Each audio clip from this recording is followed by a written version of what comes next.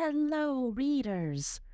Welcome back to Reading in the Middle, the podcast where we dive into the world of middle grade books and the incredible authors and illustrators who bring them to life. I'm your host, Youth Services Manager at the Cleveland Public Library, Anisha Jeffries, and we have a very special guest on this episode. I am thrilled to welcome Emily Bowen Cohen, the author and illustrator of the powerful graphic novel, Two Tribes. Emily is a member of the Muscogee Creek Nation and grew up in rural Oklahoma. She spent her childhood in Okemah, Oklahoma, and in her teen years in Montclair, New Jersey, before graduating from Harvard University. Now, she and her husband live in Los Angeles. Her story follows Mia, a middle schooler who's caught between two worlds, her Jewish and Muscogee Creek heritage. As she tries to figure out where she truly belongs, it's a book about identity, family, and finding the courage to be yourself. And as you know, listeners, that's one of the things about Reading in the Middle that we want to explore and encourage with our middle grade books. And this one, I'm sure you will love. Emily's own background as a Muscogee Creek Nation citizen and Jewish storyteller brings a unique and heartfelt perspective to this story. We'll talk about what inspired her creative process, and both as a writer and illustrator, and what she hopes young readers will take away from Mia's journey. So, grab your favorite bookish snack, settle in, and let's jump into this conversation with Emily Bowen Cohen. Hi, Emily. Hi, Anisha. Welcome to Reading in the Middle. I'm so excited to talk to you about your graphic novel, Two Tribes. For our listeners who might not know, can you tell us a little bit about yourself and what led you to writing and illustrating books for young readers? Sure. Well, so my name is Emily Bowen Cohen, and I am currently living in Los Angeles. I am myself from two tribes. I'm Jewish and Native American. I'm a member of the Muscogee Nation. And I think it was really having these two identities and not seeing any of that reflected in things I was reading and struggling as a young person to kind of figure out how to reconcile two identities that really led me to having a passion for writing this one book and drawing it. Yeah, and then it sort of opened a whole world that I could create. Yeah, for kids who are like 8 to 12. Yes. It sure. Well, thank you, because it sure does. Two Tribes follows a middle schooler named Mia, who's navigating life between her Jewish and if I'm pronouncing them right, Yes. Muskogee, Yeah. Muskogee hair. Yeah. Yes. And this story feels so personal. How much of Mia's journey reflects your own experiences growing up? Well, I mean, I think it follows my experience as an adult, but I really wished those experiences had happened to me when I was still forming my identity. Mia, whose parents are divorced and she doesn't see much of her dad, she really wants to reconnect with her father primarily, but also the native side of her family. And I lost my father when I was 9. So not the worst, but thanks. Yeah. But also, it felt very much like I didn't just lose my father, but access to my native community. And as an adult, I was in my 30s. Like Mia, I decided to reunite with my native family. And that process was really meaningful, even as an adult, to kind of just feel more secure in filling up the room with both of my identities. Yes. So Yeah, I wish I had that in my 8 to 12 years. Hmm. But, now I'm hoping I can provide that for other kids who might feel kind of torn between two different sides of their families. That's awesome. Yeah. Was there a moment when you realized you wanted to tell stories for kids? Yeah, for sure. I think a lot of it had to do with having my own children, and Hmm. they are themselves little Native American Jewish kids.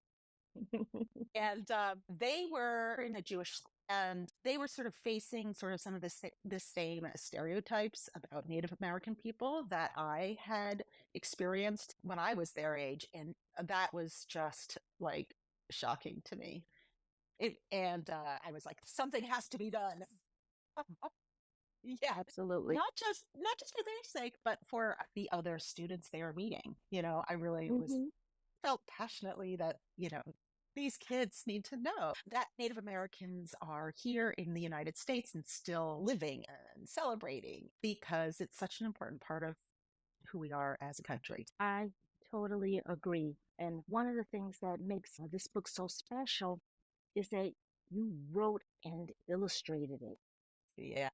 And when you're working on a graphic novel, which comes first, the words or the pictures? It really does make it special that it's with words and pictures. I get to create a whole world, which is like feels. I feel like I control freak when I say this, but it is so great. You get to like every single detail. You get a design, and it gets to be like exactly how you want it to be. Oh my gosh, what was the question? What comes first? Oh, Words or the words pictures, or the right? pictures?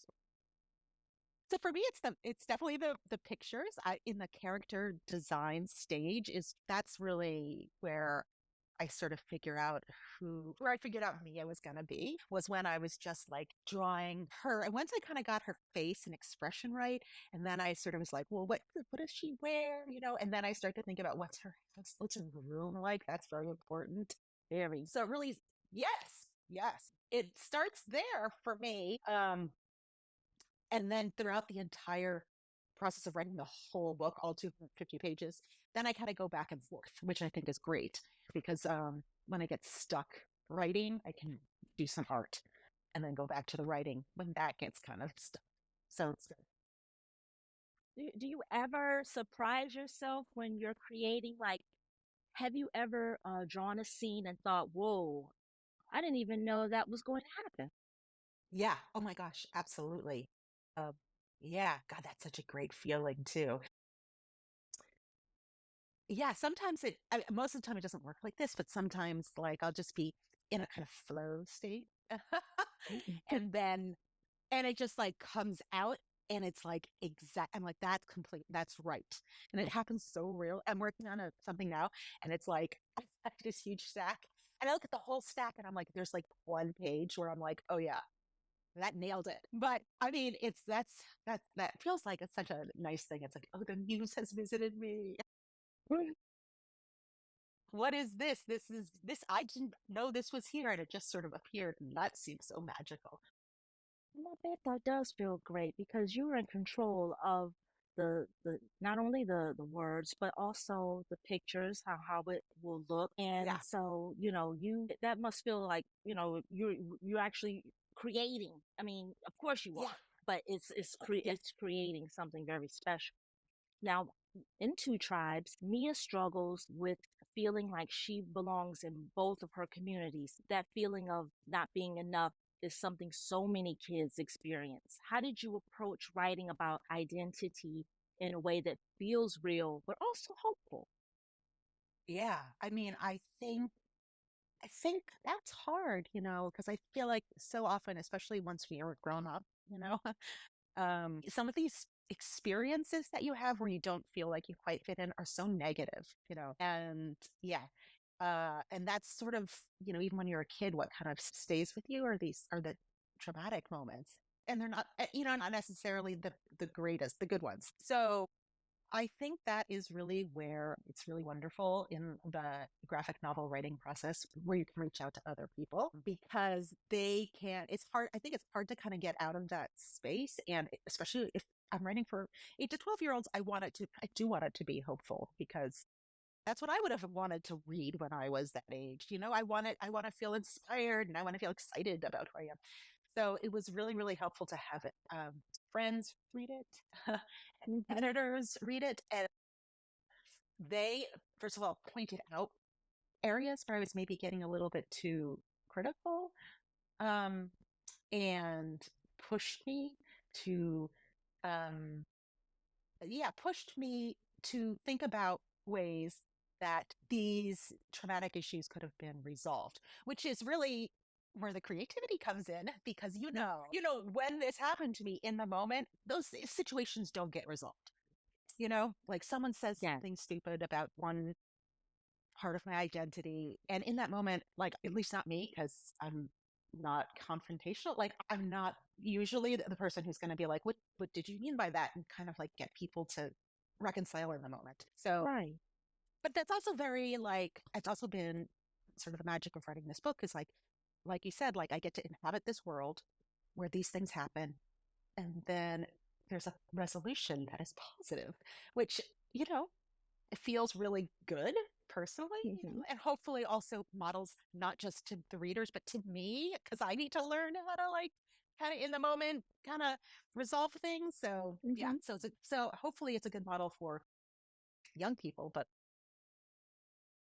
Oh, I think so. I agree. No, no, yes, I agree. It is. And after reading it, and I definitely share this book with our young people. great, And so you grew up thank with both. you. Oh, you're welcome. Of course. That's so nice. I love that. That's what, as a librarian, we love sharing, we love sharing, and especially good books.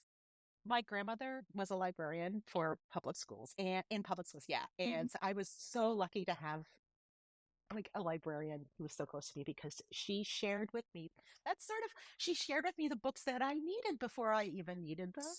Yes, Yeah, yes. yeah. Just like Yeah, at thank you, crucial Grandma. parts. Yes, thank you, Grandma. No, I mean, and it's so good because I love to read, and like, I didn't even realize I was struggling with like my native identity, and then she gave me a book that was about a girl who was struggling with her native identity, and like, it's like I'm looking back on it, I'm like, oh, well, of course she was doing that completely on purpose. But like at the time, I was just like, she's like, this is a book I think you might like.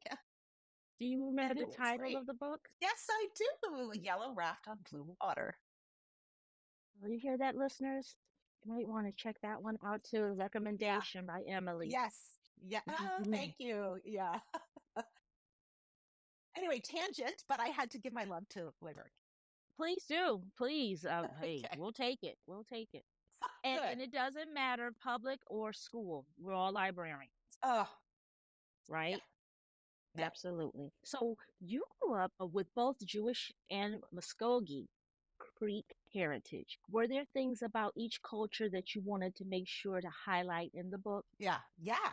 Definitely. I mean, I think it's interesting because I know the people who get their hands on the book might not have, maybe they have some, maybe they know some Native people, maybe they know some Jewish people, but there's a good likelihood that maybe they haven't had a whole lot of a way to see both of them. So one of this, I guess, for my Native heritage, I really wanted, there's a portion that's about boarding schools, the Indian boarding schools, and I really wanted to include that. It's gotten a lot more, that the Indian boarding school system has been more available to people lately. But, you know, I really felt like it's such a hard thing to have to convey. And there was the scene with you know, with that, with the boarding school part, it's just like these are kids who are going to school, and I think they can understand how scary it would be to be Yes, going to a school in those circumstances, because they really understand what school it means. And not they being able do. to leave school and not being able to go back to your family, that's they would get it. So I really wanted to include that, even though it was sad. But to balance it out, I also wanted to Hmm. include all the beautiful parts of our heritage and the celebrations and that specialness. On my Jewish side, I wasn't religious like growing up, but I have since sort of been more involved in a religious community. And I really really enjoyed the experience of learning Torah, which is the Jewish Bible, with a partner, which is a sort of very traditional way of learning Torah. And so I really wanted to include that specifically for Mia and her rabbi, because Mia and the rabbi have had a disagreement. And I think sitting together and learning the Bible was I mean, that's a great way to start difficult conversations, Mhm. because the Torah was, as in, the Bible is filled with all kinds of situations that, the humanity has always asked. Mhm. So, yeah, I wanted to point that out, that Judaism, that's part of Judaism. And that's what I wanted to point out with that side. And you really did. You really did a Good. wonderful job at doing that on both. And with and middle school, it Yeah. could be a tough time for figuring out who you are. If Mia could sit down with a listener right now who's struggling with their identity, who do you think or what? Mm. Wow. Well, Mia's pretty precocious. I don't know. So she could probably say it. She, at her age 12, might be able to say it a lot easier than I would have at 12. But I think Mia would say that it's, you have the right to sort of learn as much as you can about where you come from. Yes, And that you should talk to your librarian to find good resources for how you can do that. But yes, yes, but don't be afraid that learning more about your two different identities is going to make it's more confused. It's only going to make you kind of figure out where those connections are more. Yeah. Yeah. Because I mean, because as a younger person growing up Native American and Jewish, like I faced a lot of people saying like that's impossible, and like that can't be, like, which is just like I'm standing here like and I know. I'm not the only person, right? Yeah, yeah, but yeah, and that would be my first thought, was like I'm gonna find out more, and then I'm gonna see why, like, ugh, this is just like not gonna work. But that's just not true. Not true at all. Not true at all. Not true. You hear that, listeners? Not true at all. So don't listen to people when they tell you otherwise or tell you anything. It's always good, like you said, Yeah, Emily, to do your research and, find out more yeah. instead of listening to people who just, whatever, just aren't positive. But kids are the best critics. So have you heard from any young readers who really connected with Mia's story? Any responses that totally stuck with you? Yeah. What I really love is when a young person comes up to me and they are not Native American or Jewish, but they can really identify with someone who's feels like the two sides of them are really different. And that just makes me so happy, because it's not just about being Native American and Jewish, but that's what it's two tribes of any kind. Even though Yeah. Mia has this very specific story, I really love it when I hear young people say that they relate it to her story. So yeah, that's been really great. And what do you hope kids, especially those who might feel like they exist between two cultures, take away from two tribes? Well, I do want them to take away that it's complicated, because that's realistic. But I want them to know they're not alone. And even if it's not, I mean, some people don't have the opportunity to reach out to their own families, like for a number of different reasons. But you can find other people and resources that can help you. Yeah. I really, the first draft of the book, the ending was not it was a complicated ending, which I really felt was right, because identity is so challenging and nuanced. Mm-hmm. But I was urged not to be by my very wise editors to give it a sense of hopefulness. But I do hope that the reality of like how the challenges are there, because yeah, no, can't, can't give up. Yeah, You can't, and you shouldn't. Then that when you never in faces of anything, never give up. And that's yeah. good advice. That's good advice. Oof, If you could go back in time and give your middle school self one piece of boy. advice, what would it be? Oh my gosh. Oh boy. I would tell little Emily, don't be so scared all the time, raise your hand, voice your opinion. I can recall a couple of instances, like in history class, Mm-hmm. learning about manifest destiny, for example, and sitting on my hands because I was like, this does not seem right. Like, I was like, wait, there's something missing about manifest destiny. And I was sort of like, and I think, I don't understand what's going on with like the native people, but being afraid to say that to my teacher in front of a classroom of people, Yeah. that seemed very like, 'cause it's really seemed like questioning American history. But God, I really wish I had raised my hand and asked, yeah. So yeah, I hope that's what I would tell myself. Like, look at me now. I gotta tell people. Yeah, you could have done that. But you're doing it now. I mean, Yeah. in your way, you are doing that. So that's great advice to give yourself. Is there any new books or projects that you could tease us with?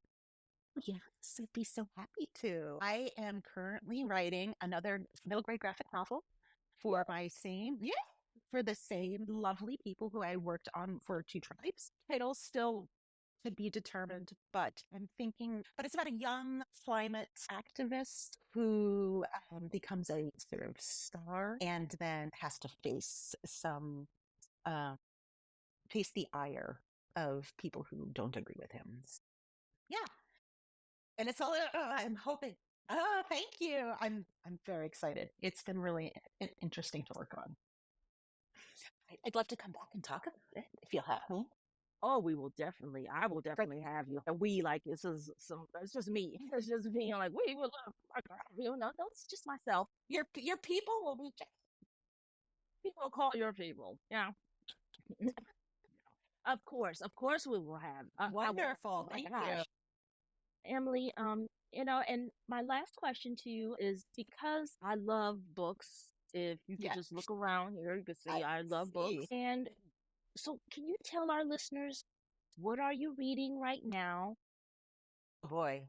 that you'd recommend to our listeners? Okay. What am I reading right now? I just read. I'm looking at it here.